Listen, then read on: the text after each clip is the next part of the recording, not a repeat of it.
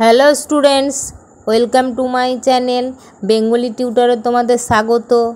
তো আমি আজকে চলে এসেছি তোমাদের ক্লাস 7-এর দেবতাত্মা হিমালয় প্রবোধ কুমার সান্যাল এই গল্পটি নিয়ে চলে এসেছি। তো তোমরা আমার সঙ্গে থাকো, যারা আমার চ্যানেলটিকে সাবস্ক্রাইব এখনও করোনি তারা সাবস্ক্রাইব করে নাও, তাড়াতাড়ি আমার পরবর্তী আপডেটগুলো পেতে পারবে তার জন্য। আর যারা সাবস্ক্রাইব করেছো তাদেরকে অনেক ধন্যবাদ। তো তোমরা আমার সঙ্গে থাকো, আমি শুরু করছি। তার আগে একটা কথা বলি, আমি ক্লাস 7-এর যেগুলো পড়িয়েছি, যেগুলো তোমরা যারা দেখোনি, আমি ডিসক্রিপশান বক্সে আমার লিঙ্ক দিয়ে দিয়েছি, তোমরা দেখে নিতে পারো। তো চলো শুরু করি। দেখো, ভোরে এলো আমার ড্রাইভার গাড়ি নিয়ে। ডাক্তার গৃহিণীর ডাইনিং হলে প্রাতরা সেরে গাড়ি নিয়ে বেরিয়ে পড়া গেল। কালিম্পংয়ের ওপর দিয়ে চলছে রেনক রোড তিব্বতের দিকে, কিন্তু এ পথে দুর্যোগ বেশি এবং দুঃসাধ্যও বটে। সুতরাং এই প্রাচীন পথ ছেড়ে এখন প্রায় সবাই যায় গ্যাংটকের পথ দিয়ে। সমগ্র উত্তর ভারতের মধ্যে কালিম্পং থেকে তিব্বত সর্বাপেক্ষা নিকটবর্তী। রেনক রোড গিয়েছে জেলাপলা গিরিসংকটে, তারপরেই তিব্বত সীমানা। গ্যাংটক থেকে নাথুলা গিরিসংকট হলো মাত্র 26 মাইল। এখান থেকে জেলাপলা ঠিক ক মাইল আমার জানা নেই। এই পথ দিয়ে কিন্তু 3 জন জগৎ প্রসিদ্ধ বাঙালি গিয়েছিলেন তিব্বতে। তো আমরা এখানে কি পড়লাম, কি জানতে পারছো তোমরা, যে পাহাড়, কালিম্পং, তিব্বত এইসব। তাহলে আমরা এখানে চলে এসেছি কাশ্মীরের কাছের যে কালিম্পং জায়গাটা, সেখানে দেখো শীতের সকাল, কুয়াশা ঢাকা, এরকম পরিবেশটা তোমরা কল্পনা করো। তাহলে লেখক প্রবোধ কুমার সান্যালের ভ্রমণ বৃত্তান্ত নিয়ে আজকে আমরা এই গল্পতে চলে এসেছি। ভোরবেলায় লেখকের গাড়ি চলে এলো, ড্রাইভার গাড়িটা নিয়ে চলে এলো। যেখানে লেখক ছিলেন সেই বাড়ির ডাক্তার গৃহিণীর ডাইনিং হলে প্রাতরা সকালবেলার খাবারটা খেয়ে গাড়ি নিয়ে বেরিয়ে পড়লেন। কালিম্পংয়ের ওপর দিয়ে তারা চলেছেন, রেনক রোড তিব্বতের দিকে তারা যাবে। কিন্তু এই যে ছোট পাহাড়ি রাস্তা, তার পদে পদেই বিপদের সম্ভাবনা, দুর্যোগও বেশি, একটু বৃষ্টি হলেই ধস নেমে যায় এবং দুঃসাধ্য বটে। তবুও তারা বেরিয়ে পড়লেন। এই যে এটা প্রাচীন পথ ছেড়ে এখন প্রায় সবাই যায়, এটা প্রাচীন পথ, তিব্বতের দিকে যাওয়ার এটা অনেক আগেকার পথ। এখন সবাই যায় গ্যাংটকের পথ দিয়ে। সমগ্র উত্তর ভারতের কালিম্পং থেকে তিব্বত এটাই নিকটবর্তী কাছের রাস্তা। রেনক রোড গিয়েছে জেলাপলা গিরিসংকটের কাছে গিয়ে মিশেছে, তারপর হলো তিব্বতের সীমানা। গ্যাংটক থেকে নাথুলা গিরিসংকটের দূরত্ব হলো মাত্র 26 মাইল। এখান থেকে জেলাপলা ঠিক ক মাইল আমার জানা নেই। লেখকের এবার মনে পড়ল আমাদের 3 জন জগৎ প্রসিদ্ধ বাঙালি গিয়েছিলেন তিব্বতে। তারা কে কে কী করেছিলেন সেগুলো আমরা এবার তারপরে জানব। চলো। তাদের মধ্যে প্রধান হলেন বাংলার চিরদিনের গর্ব, ঢাকা বিক্রমপুরের সন্তান অতীশ দীপঙ্কর শ্রীজ্ঞান। তারা তোমরা ক্লাস 6-এর বইয়ে ইতিহাস বইয়ে পড়েছ অতীশ দীপঙ্কর শ্রীজ্ঞান। সরি, ওটা 6-এর নয়, 7-এর ইতিহাসে আছে অতীশ দীপঙ্কর। সেই কি বিশ্ববিদ্যালয় ছিল, নালন্দা বিশ্ববিদ্যালয়, সেই বাংলা চিরদিনের গর্ব। তিনি আমাদের ঢাকা বিক্রমপুরের সন্তান। আজ থেকে 900 বছরের বেশি আগে ভারতের তদানীন্তন শ্রেষ্ঠ জ্ঞান ঋষি দীপঙ্কর তিব্বত গিয়ে বৌদ্ধ ধর্মের নির্মল স্বরূপকে প্রচার করেছিলেন। তাহলে কত বছর আগে? 900 বছরের বেশি আগে ভারতের এই শ্রেষ্ঠ কবি দীপঙ্কর কোথায় গিয়েছিলেন বৌদ্ধ ধর্ম প্রচার করতে? তিব্বত গিয়ে নিজের স্বরূপ তিনি প্রচার করেছিলেন। তিনি 13 বছর সেখানে বাস করেছিলেন এবং লাসার নিকটেই তার মৃত্যু ঘটে। তাহলে এই দীপঙ্কর শ্রীজ্ঞান অতীশ দীপঙ্কর তিনি কত বছর ছিলেন? 13 বছর সেখানে তিব্বতে ছিলেন এবং লাসা জায়গাটা, তিব্বতের কাছে যে লাসা, তার সেখানে মৃত্যু ঘটে। গৌতম বুদ্ধের পরে তিব্বতবাসীরা তার মূর্তিকে আজও বোধিসত্ত্ব নামে পূজা করে। তোমরা দেখবে উত্তরবঙ্গে সব বুদ্ধ মন্দির আছে তার জন্যই, যে এই দীপঙ্কর, অতীশ দীপঙ্কর শ্রীজ্ঞান সেখানে বৌদ্ধ ধর্ম স্বরূপ প্রচার করেছিলেন, তার জন্যই। গৌতম বুদ্ধের পরে তিব্বতবাসীরা কী করেছিল, তার মূর্তিকে বোধিসত্ত্ব নামে পূজা করে এখনও। দ্বিতীয় ব্যক্তি, এটা গেল 1 নম্বর, তিনি 3 জনের বলেছিলেন, 3টে ব্যক্তি। তা দ্বিতীয় ব্যক্তি হলেন আধুনিক ভারতের কুলগুরু রামমোহন রায়, রাজা রামমোহন রায়। তিনি তিব্বত যাত্রা করেছিলেন, কিন্তু তার আনুপর্বিক ইতিবৃত্ত আমার জানা নেই। তাহলে 2 নম্বর ব্যক্তি হলেন আমাদের কুলগুরুকে রাজা রামমোহন রায়। তার নাম তো আমরা ইতিহাসের পাতায় দেখেছি, সতীদাহ প্রথা বিলোপ করতে তিনি কি মরিয়া হয়ে উঠেছিলেন, গঙ্গাসাগরে সন্তান বিক্ষোভ প্রথাও নির্মূল করেছিলেন এই রাজা রামমোহন রায়। তিনি তিব্বত যাত্রা করেছিলেন, কিন্তু তার অন্যান্য ঘটনা আমার অত জানা নেই। তৃতীয় যে ব্যক্তির প্রতি আমি অসীম শ্রদ্ধা পোষণ করি, তিনি ছদ্মবেশে গিয়েছিলেন তিব্বতে। আর একজন তৃতীয় ব্যক্তির নাম বললেন লেখক, যে আমি যাকে অসীম শ্রদ্ধা করি, খুব শ্রদ্ধা করি, তিনি ছদ্মবেশ ধারণ করে তিব্বতে গেছিলেন। তার নাম কি? তার নাম শরৎচন্দ্র দাস। শরৎচন্দ্র চট্টোপাধ্যায় নয় কিন্তু কথাশিল্পী, এটা হলো শরৎচন্দ্র দাস। তিনি গিয়েছিলেন 19 শতকের শেষ ভাগে। তিনি কবে গিয়েছিলেন? 19 শতকের শেষ ভাগে। তার কাছে আধুনিক ভারতবর্ষ ঋণী, কেননা তারই ভ্রমণ বৃত্তান্ত শুনে একালে প্রথম আমরা তিব্বতের বিষয় জানতে পারি। তাহলে তার কাছে মানে শরৎচন্দ্রের কাছে আমরা আমাদের আধুনিক ভারতবর্ষ ঋণী হয়ে আছে, কেননা তার ভ্রমণ বৃত্তান্ত, তার কথা শুনেই আমরা তিব্বতের প্রথম বিষয় জানতে পারি, তিব্বত সম্বন্ধে সব কিছু জানতে পারি। বিংশ শতাব্দীর প্রথমে স্যার ফ্রান্সিস ইয়াং হোস ব্র্যান্ড যখন তিব্বত জয় করতে যান, তখন শরৎ দাসের ভ্রমণ বৃত্তান্ত থেকেই তিনি সর্বাধিক সাহায্য লাভ করেছিলেন। বিংশ শতাব্দীর প্রথমে যখন স্যার ফ্রান্সিস ইয়াং হোস ব্র্যান্ড তিব্বত জয় করতে যান, তাহলে এক বিদেশি যখন তিব্বত জয় করতে যান, তখন শরৎচন্দ্র দাসের কাছেই তার ভ্রমণ বৃত্তান্ত থেকেই তিনি অনেক সাহায্য পেয়েছিলেন। এটি স্যার ফ্রান্সিসেরই স্বীকারোক্তি। এটি স্যার ফ্রান্সিস স্বীকার করে গেছিলেন যে শরৎচন্দ্র দাসের ভ্রমণ বৃত্তান্ত থেকে আমি তিব্বত সম্বন্ধে অনেক কিছু সাহায্য পেয়েছি, অনেক কিছু জানতে পেরেছি। অতীশ দীপঙ্করের আগে আর একজন ভারতবরেণ্য বাঙালিও তিব্বতে গিয়ে আচার্য বোধিসত্ত্ব উপাধি লাভ করেন। তিনি হলেন যশোরের রাজপুত্র শান্তরক্ষিত। তাহলে অতীশ দীপঙ্করের আগেও এই যে 3 জন বাঙালির কথা, এই যে 3 জন বাঙালি জগৎ বিখ্যাত ব্যক্তির কথা লেখক বললেন, একজন অতীশ দীপঙ্কর শ্রীজ্ঞান, একজন হলেন রাজা রামমোহন রায়, আর একজন হলেন শরৎচন্দ্র দাস। তাহলে এই অতীশ দীপঙ্করের আগে আর একজন ভারতবরেণ্য বাঙালিও তিব্বতে গিয়েছিলেন এবং তিনি আচার্য বোধিসত্ত্ব উপাধি লাভ করেন। তিনি কে? তিনি হলেন বাংলাদেশের কাছে যে যশোর, সেই যশোরের রাজপুত্র শান্তরক্ষিত। 8ম শতাব্দীতে তিনি তিব্বতে যান। তাহলে অতীশ দীপঙ্করের আগে তিনি তিব্বতে গিয়েছিলেন।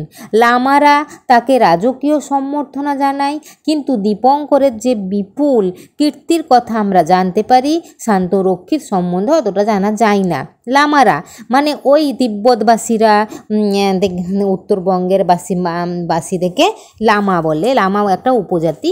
সেই লামারা তাকে রাজকীয় রাজার সম্বর্ধনা জানায়, কাকে? শান্তরক্ষিতকে। কিন্তু দীপঙ্কর সম্বন্ধে যে বিপুল কীর্তির কথা তিনি আমরা জানি, সেটা শান্তরক্ষিত সম্বন্ধে আমরা অতটা জানতে পারি না। কাশ্মীরের পূর্ব প্রান্তে ভারত তিব্বত বাণিজ্যের প্রধান কেন্দ্র হল গারটক, কিন্তু সে বহুদূর এবং কাশ্মীরের পূর্ব প্রান্তের ভারত তিব্বত বাণিজ্যের প্রধান কেন্দ্র কি হলো? গারটক, কিন্তু সেটা বহুদূর। গায়টকটা বহু দূরে এবং বহু অগম্য অঞ্চল পেরিয়ে সেখানে যেতে হয়। তাহলে গায়টক যেতে গেলে বহু অদম্য অনেক অঞ্চল পেরিয়ে যেতে হয়। কুমায়ুনের প্রান্তে গার্বিয়াং ছাড়িয়ে লিপুর লেক গিরিসংকট অতটা না হলেও অনেকটা তাই। ওখানে তাকলাকোট হলো তিব্বতীদের ঘাঁটি। তাহলে দেখো এখানে কুমায়ুনের প্রান্তে যে গার্বিয়াং ছাড়িয়ে কুমায়ুনের প্রান্তে গার্বিয়াং ছাড়িয়ে লিপু লেক গিরিসংকট অতটা না হলেও অনেকটা তাই। ওখানে তালকাকোট হলো তিব্বতদের ঘাঁটি। তিব্বতদের প্রধান ঘাঁটি হলো কোথায়, মানে আস্থানা হলো কোথায়, তাকলাকোট। দেখো বানানটা, তাকলাকোট। নেপালেও আছে নামচে বাজার দিয়ে তিব্বত। তাহলে নেপাল দিয়েও তিব্বত যাওয়া যায় কোন দিক দিয়ে, নামচে বাজার দিয়ে। অন্যান্য পথও পাওয়া যায় কিন্তু বাংলার এই পথই সর্বশ্রেষ্ঠ। তাহলে নেপাল যেতে গেলে আমরা নামচে বাজার দিয়ে তিব্বতে যাই। অন্যান্য পথ আরও আছে কিন্তু এটাই শ্রেষ্ঠ পথ। তিব্বত যে এত কাছে তা হয়তো অনেকেরই জানা নেই।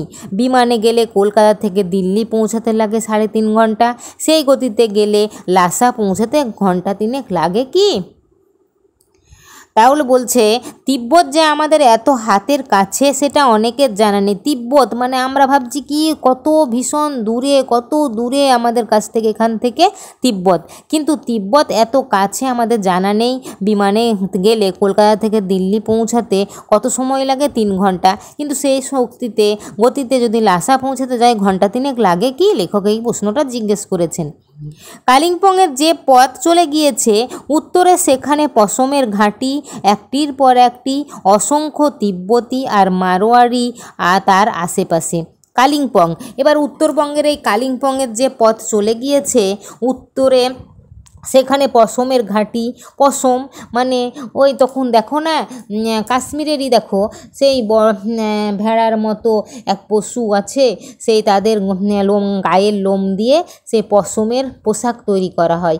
এই পশমের পোশাকের ঘাঁটি কোথায় হলো? কালিম্পংয়ের যে পথ গিয়েছে উত্তরে সেখানে।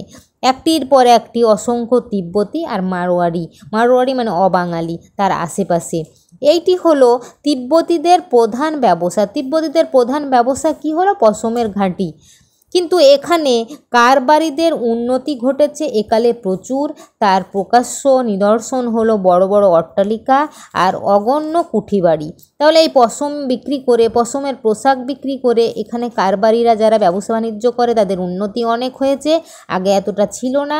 তার নিদর্শন মানে এরা যে এত বড় লোক হয়েছে তার নিদর্শন কেমন করে বুঝতে পারলেও লেখক, যে বড় বড় অট্টালিকা, তাদের সবারই বড় বড় অট্টালিকা আর অনেক কুঠিবাড়ি। ভোর থেকে আকাশ আজ মেঘময়, শীতের হাওয়া ছিল কনকনে। আজকে সকাল ভোর থেকেই আকাশ মেঘমেঘ করছে, শীতের হাওয়া কনকনে বাতাস। বড় গির্জাটা হলো কালিম্পংয়ের ল্যান্ডমার্ক। বড় গির্জা আছে কালিম্পংয়ের কাছে, সেটাই হলো ল্যান্ডমার্ক মানে থামানোর একটা জায়গা। তারই পাশ দিয়ে চলে গেছে চড়াই এর পথ, এদিক ওদিক ঘুরে অনেক উঁচুতে গ্রেহামস হোমের দিকে। তার পাশ দিয়ে চড়াই মানে কি বলো তো, চড়াই আর উৎরাই, খাড়া পাহাড় যেটা, সেটা চড়াই পথ একবারে অনেক উঁচুতে উঠে কোথায় গেছে? গ্রেহামস হোমের দিকে। একটা হোম যেখানে অনাথ আশ্রম যেটাকে বলে, যে অনেক বাচ্চা অনেক ছেলে মেয়ে সেখানে একসঙ্গে থাকতে পারে, যাদের অনাথ বাবা মা নেই তারাও সেখানে থাকতে পারে, সেই হোম। এখানে অ্যাংলো ইন্ডিয়ান এবং সাহেব সুবার অভিভাবকহীন ছেলেমেয়েরা পড়াশোনা করে মানুষ হয়। সমগ্র পাহাড় নিয়ে এক বিরাট কীর্তি। পরিচালনায় ব্যবস্থা সমস্তই খাঁটি সাহেব মেমদের হাতে।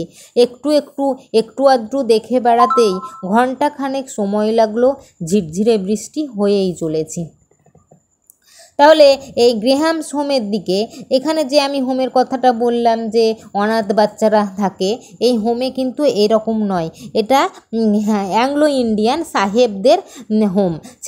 তাদের ছেলেমেয়েরা এখানে পড়ে। আমি যেটা হোমের কথা বললাম সেটা অনাথ আশ্রমের ওই রকম হোমও থাকে, যে সেখানে যাদের পড়াশোনা করার থাকে না, বাবা মা থাকে না তারা। কিন্তু এই গ্রেহামস হোমটা আলাদা। এখানে অ্যাংলো ইন্ডিয়ান আর সাহেব সুয়ার যারা অভিভাবকহীন ছেলে মায়েরা থাকে, এই আলাদা না, অনেকটা একই। অভিভাবকহীন মানে তাদের বাবা মা কেউ থাকে না, সেই ছেলেমেয়েরা এখানে মানুষ হয়, বড় পড়াশোনা করে মানুষ হয়। সমগ্র পাহাড় নিয়ে এক বিরাট কীর্তি, এই সমগ্র পাহাড় নিয়ে এটা বিরাট কীর্তি, মানে এই যে অভিভাবকহীন ছেলেমেয়েরা এখানে মানুষ হয়। তাই পরিচালনা ব্যবস্থা সমস্তই কে করে, সাহেব মেমরা করে। একটু আধটু দেখে বেড়াতে আমাদের ঘণ্টাখানেক সময় লেগে গেল, আর ঝিরঝিরে বৃষ্টি হয়েই চলেছে। প্রায় ঘণ্টা তিনেক ঘুরে আবার ফিরে এলুম ডক্টর দাশগুপ্তের পাড়ায়। এটা অভিজাত পল্লী, কিন্তু এরই একপাশে একটি সংকীর্ণ গলির নিচে নেমে যে মন্দিরটির চত্বরে এসে দাঁড়ালুম, এটির কথা আজও ভুলিনি। ঘণ্টা তিনেক পর আমরা আবার যেখান থেকে রওনা করেছিলাম সেখানেই ফিরে এলুম ডক্টর দাশগুপ্তের পাড়ায়। এটা একটা অভিজাত ভালো পল্লী, কিন্তু এর আশেপাশে সংকীর্ণ গলির নিচে যে মন্দির আছে, সে মন্দিরটির চত্বরে এসে দাঁড়ালুম। এটার কথা আমি আজও ভুলিনি, লেখকের আজও মনে পড়ছে সেই মন্দিরের কথা। দেখে নিলুম সেই অপরিচ্ছন্ন নোংরা ঝুপসি ঘরখানা, যেখানে এই বছর 14 আগে একটি রাত্রিবাস করে গিয়েছিলুম আমি আর শশাঙ্ক চৌধুরী। এটির নাম ছিল ঠাকুরবাড়ি, আজও সেই নামটি তেমনি প্রচলিত। আমি দেখলাম একটা অপরিচ্ছন্ন নোংরা ঘুপসি ঘর, যেখানে আমি 14 বছর আগে একটা রাত এখানে থেকে গেছিলাম, আমি আর শশাঙ্ক চৌধুরী। তখন এটার নাম ছিল ঠাকুরবাড়ি, কিন্তু এখনও নামটা সেই রকমই আছে, ওই নামেই আছে। সেদিনও কালিম্পংয়ে এসেছিলাম বটে, কিন্তু কালিম্পং চোখে পড়েনি। মহাকবি রবীন্দ্রনাথের বিরাট ব্যক্তিত্ব সমগ্র হিমালয়কে সেদিন আমাদের চোখের আড়ালে রেখেছিল। মনে পড়ে সেই 25 বৈশাখের অপরাহ্ন। সেদিন কালিম্পংয়ে এসেছিলাম, কিন্তু কালিম্পং চোখে পড়েনি। মহাকবি রবীন্দ্রনাথের বিরাট ব্যক্তিত্ব আমরা হিমালয়কে সেদিন চোখের আড়ালে আমাদের রেখেছিল। মনে পড়ে সেই 25শে বৈশাখের বিকেলবেলা, অপরাহ্ন মানে বিকেলবেলা, কবি রয়েছেন গৌরীপুর প্রাসাদে। তখন কবি রবীন্দ্রনাথ ছিলেন গৌরীপুর প্রাসাদে। বৈদান্তিক অ্যাটর্নি হীরেন দত্ত আছেন রথীন্দ্রনাথ, প্রতিমা দেবী, অনিলচন্দ্র, মৈত্রেয়ী আর চিত্রিতা। তখন কে কে ছিলেন লেখকের সঙ্গে? বৈদান্তিক অ্যাটর্নি আর হীরেন দত্ত আছেন, রথীন্দ্রনাথ আছেন, প্রতিমা দেবী আছেন, অনিলচন্দ্র, মৈত্রেয়ী দেবী আর চিত্রিতা দেবী।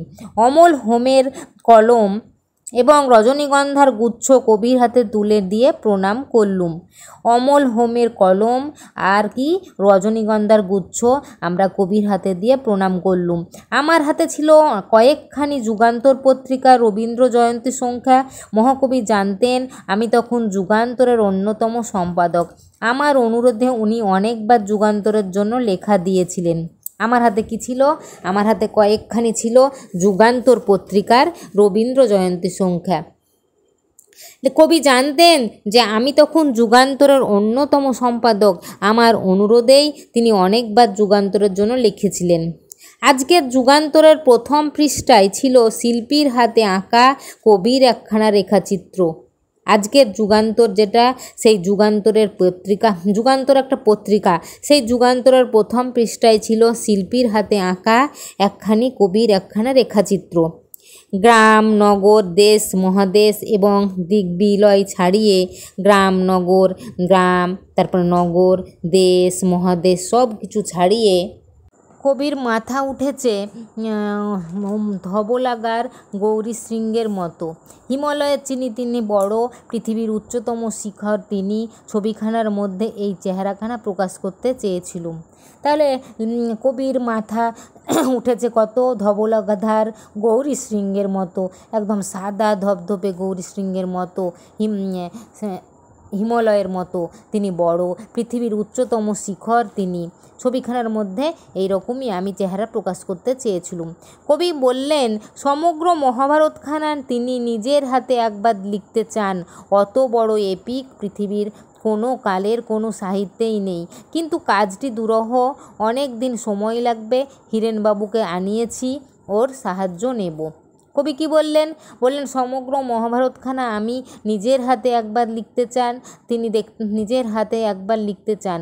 অত বড় এপিক, মানে এক একটা ভাগ মহাভারতের যে এপিক পৃথিবীর কোনো সাহিত্যেই নেই। এই কাজটি বড়ই দুরূহ, মানে খুব কঠিন, অনেক দিন সময় লাগবে। হিরেনবাবুকে আমি আনিয়েছি, ওকে সাহায্য নেব। তাকে যখন জানালুম এখানকার এক ঠাকুর বাড়িতে এসে উঠেছি, তিনি বললুম, এছাড়া আর ঠাকুর বাড়ি কোথায় হে? সৌম সুহাস কবির মুখখানিতে স্বাস্থ্যের রক্তিমাভা প্রকাশ পাচ্ছে, বাইরের আলো এসে পড়েছে সেই সুন্দর শ্বেত শুভ্রময় মুখে। নরম একখানা শাল এলাইতো দেহের ওপর ছড়ানো, একখানা আরাম কেদারায় তিনি অর্ধশয়ান। তাকে আমরা বললাম যে এখানকার এক ঠাকুর বাড়িতে এসে উঠেছি। তখন তিনি বললেন, ঠাকুর বাড়ি কোথায় হে? সৌম্য সুহাস কবির মুখখানি খুব সুন্দর, তার স্বাস্থ্যের রক্তিমাভা প্রকাশ পাচ্ছে, তার স্বাস্থ্যের সমস্ত ভাব প্রকাশ পাচ্ছে, লাল ভাব, বাইরের আলো এসে পড়েছে তার সুন্দর, সে তো শুভ্রময়, মানে সাদা শুভ্র সাদা সুন্দর চেহারা মুখে তার ছাপ পড়েছে। নরম শাল, সাদা দাড়ি ভরা মুখে নরম একখানা শাল এলাইতো করে তার দেহের ওপর ছড়ানো আছে। তিনি আরাম কেদারায়, তিনি যেখানে আরামের চেয়ার, যেটা কেদারা, সেই চেয়ারের ওপর তিনি অর্ধশয়ন অর্ধেক শুয়ে আছেন। দু চারটি কথা বলার পরে তার পরিহাস সরস বাক্যবাণ ছুটতে লাগলো। সেই বাণে আমি বিদ্ধ হচ্ছি বারংবার এবং হাসি রোল উঠছে এপাশে ওপাশে। কবি সেদিন আমাকে বাগে পেয়েছিলেন। বাক্যবাণ মানে কথার আঘাতে বিদ্ধ করা। তিনি তাহলে আমাকে তিনি সেই যে কথা, তিনি একখানা আরাম কেদারা অর্ধশয়ন অর্ধেক আধশো অবস্থায় শুয়ে আছেন। দু চারটি কথা বলার পর পরিহাস সরস বাক্যবাণ, তার যে কথা, সেটা প্রশ্ন আমার উপর ছুটতে লাগলো। সেই বাণে আমি বিদ্ধ হয়ে যাচ্ছি বারংবার, মানে বারবার হাসি রোল উঠছে এপাশে ওপাশে, সবাই হাসছে।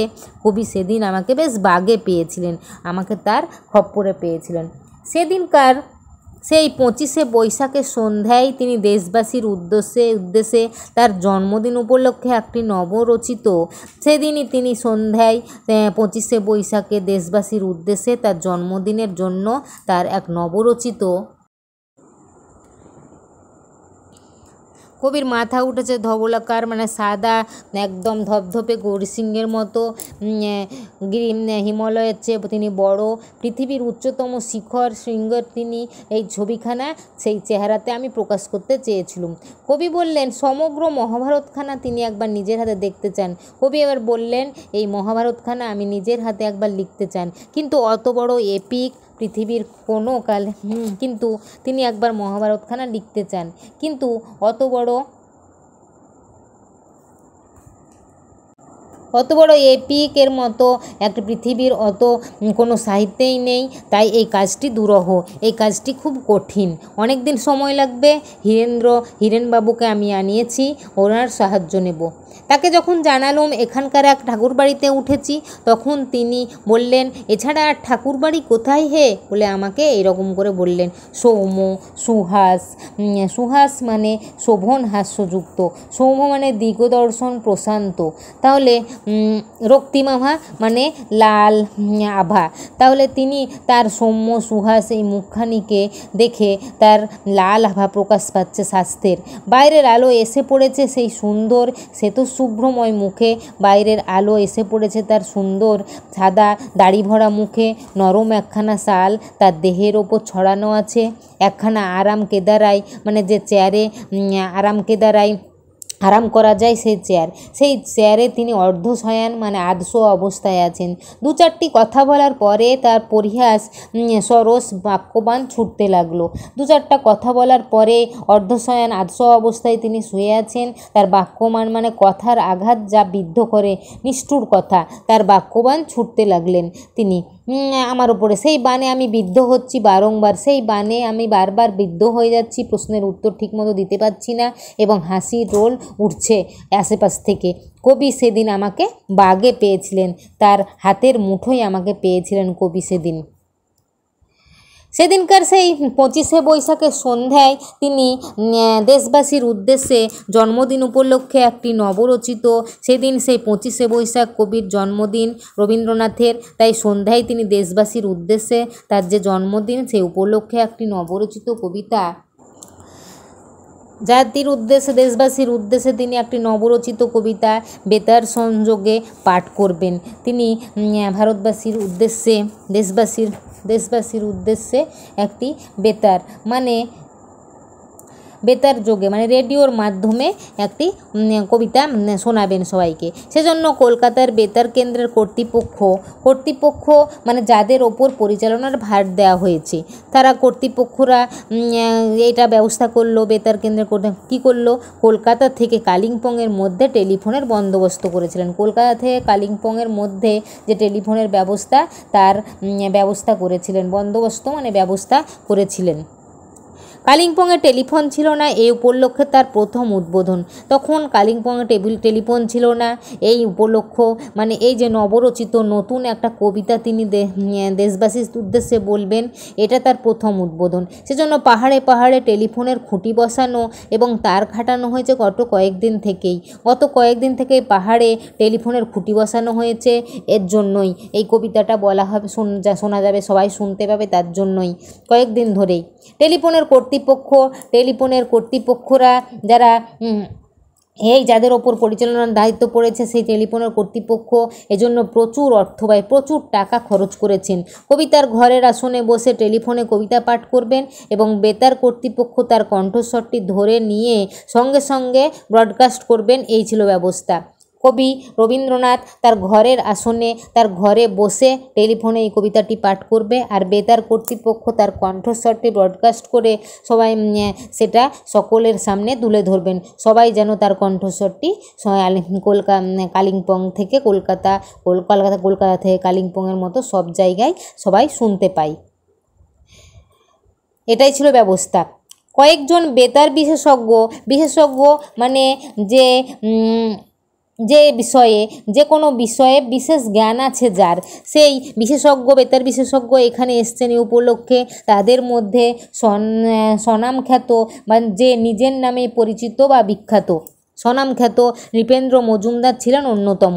মহাকবি মাঝে মাঝে একবার ভীষণ শব্দে গলা ঝাড়া দেন, একথা সকলেরই মনে আছে। মহাকবি মাঝে মাঝে কথা বলার সময় ভীষণ গলা ঝাড়া দেন, একথা সবাই জানে। কিন্তু আজ কাব্য পাঠকালে সেই আওয়াজটির দাপটে সূক্ষ্ম যন্ত্রণা বিদীর্ণ হয়ে যাবে কিনা এই আশঙ্কাটা ছিল রথীন্দ্রনাথ প্রমুখ অনেকের মনে। কিন্তু আজ এই কাব্য পাঠ করবেন, সেই সময় যদি এই আওয়াজটার দাপটে এই সূক্ষ্ম যন্ত্রটি বেতার যন্ত্রটি যদি বিদীর্ণ হয়ে যায়, নষ্ট হয়ে যায়, ভেঙে যায়, এই আশঙ্কাটা সবার মনেই ছিল, রথীন্দ্রনাথ প্রমুখ অনেকের মনেই ছিল। সেজন্য উদ্বেগও ছিল, সেজন্য চিন্তাও খুব ছিল।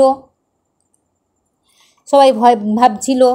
মাঝখানে নৃপেনবাবু একবার আমাকে বললেন, ঠিক ওই চেয়ারে বসে যন্ত্রে মুখ রেখে কলকাতাকে একবার ডাকুন তো, আপনার গলায় যদি না ফাটে তবে কোনো ভয় নেই। এবার আমাকে নৃপেনবাবু বললেন যে আপনি ওই চেয়ারে বসুন এবং ওই যন্ত্রে মুখ রেখে কলকাতাকে একবার ডাকুন, আপনার গলা তো খুব জোরে, সেই গলায় যদি না ফাটে তাহলে আর ভয় নেই। কেঁপে উঠলুম, ওটা যে কবির আসন। কিন্তু নৃপেন্দ্রবাবুর ফরমাস শুনতেই হলো। নধর মখমল বসানো চেয়ারে বসে কয়েকবার ডাকলুম, হ্যালো ক্যালকাটা, হ্যালো। কলকাতা থেকে তৎক্ষণাৎ জবাব এলো, ওকে। কেঁপে উঠলুম, ওই কবির আসনে আমি কি করে বসবো? নৃপেন্দ্রবাবু ফরমাস, নৃপেন্দ্রবাবুর আদেশ আমাকে শুনতেই হলো। নধর মখমল নরম বসানো চেয়ারে, গদি বসানো চেয়ারে বসে কয়েকবার ডাকলুম আমি, হ্যালো ক্যালকাটা, হ্যালো ক্যালকাটা বললুম। কলকাতা থেকেও তখন জবাব এলো যে ওকে। বোধহয় সন্ধ্যা 7:30 কিংবা 8টা হবে। এবার বেল বাজলো। কবি উঠে গিয়ে বসলেন সেই যন্ত্রের সামনে। সেখানে বসে বসে তিনি তার কবিতাটি পাঠ করবেন, কাব্যটি। আমরা বাইরে এসে দাঁড়ালুম। বাইরে আমাদের পাশেই রয়েছে রেডিও যন্ত্র। কলকাতা ঘুরে কবির। আমরা বাইরে এসে সবাই দাঁড়ালাম। বাইরেই যন্ত্রটা রয়েছে, রেডিও যন্ত্র। কলকাতা ঘুরে কবির কণ্ঠ ফিরে আসবে এই যন্ত্রে। আমাদের রোমাঞ্চপুলক কবি মাত্র 15 মিনিট কাল তার কবিতা পাঠ করবেন। বাইরে থেকে আমরা কাঁচের দরজা বন্ধ করে দিলাম, শব্দ যেন না ঢোকে।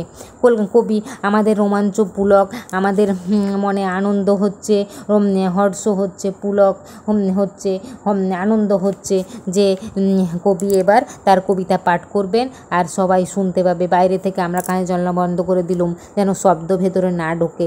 একটি আলোর নিশানা পেয়ে কবির দীর্ঘদীপ্ত কণ্ঠের মূর্ছনা উচ্ছ্বসিত হয়ে উঠল নবরচিত কবিতায়।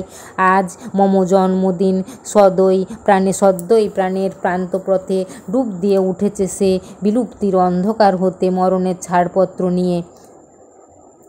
কবি কি সুন্দর একটি আলোর নিশানা পেয়ে দীপ্ত কণ্ঠের মূর্ছনা উদ্ভাসিত হয়ে উঠল। মূর্ছনা মানে সুরের আরোহণ অবরোহণ, উচ্ছ্বসিত মানে স্ফুরিত হয়ে উঠল নবরচিত কবিতায়। কি সুন্দর করে কবি তার কবিতাটি বলতে লাগলেন। আজ মম জন্মদিন মানে আজকে আমার জন্মদিন, এই উপলক্ষে কবিতাটা কি সুন্দর করে বললেন। আমাদের পায়ের নিচে কালিম্পং থরথর করে করতে লাগলো কিনা সে কথা তখন আর কারো মনে রইল না। জ্যোৎস্না ছিল সেদিন বাইরে, একটা মায়াচ্ছন্ন স্বপ্নলোকের মধ্যে আমরা যেন হারিয়ে যাচ্ছিলুম, ভুলে গিয়েছিলাম পরস্পরের অস্তিত্ব। আমাদের পায়ের নিচে কি ছিল কালিম্পং থরথর করতে লাগলো, কিন্তু সে কথা মনেই নেই। বাইরে জ্যোৎস্না রাত্রি, একটা মায়াচ্ছন্ন স্বপ্নলোকের মধ্যে যেন আমরা যাচ্ছি, ভুলে গিয়েছিলাম আমাদের পরস্পরের অস্তিত্ব। স্বপ্নলোক মানে স্বপ্নের রাজ্য, অস্তিত্ব মানে সত্তা, আমাদের নিজেদের সত্তা আমরা ভুলে গিয়েছিলাম। তাহলে এইটুকুই নির্বাচিত অংশ বলে তারপরে শেষ করে দেওয়া হয়েছে। এই যে লেখক প্রবোধ কুমার সান্যালের দেবোত্তমা হিমালয়, এই গল্পটা তোমাদের পড়ালাম। তো আমি চেষ্টা করেছি প্রত্যেকটা লাইন বাই লাইন তোমাদেরকে বুঝিয়ে বলতে, তোমাদের অসুবিধা হওয়ার কথা নয়। তো তোমরা যাদের ভালো লেগেছে আমাকে কমেন্ট করে জানাবে, আর তোমরা আমার ভিডিওটা লাইক ও শেয়ার করে দিও। তো আজ এই পর্যন্তই, আসি, টাটা।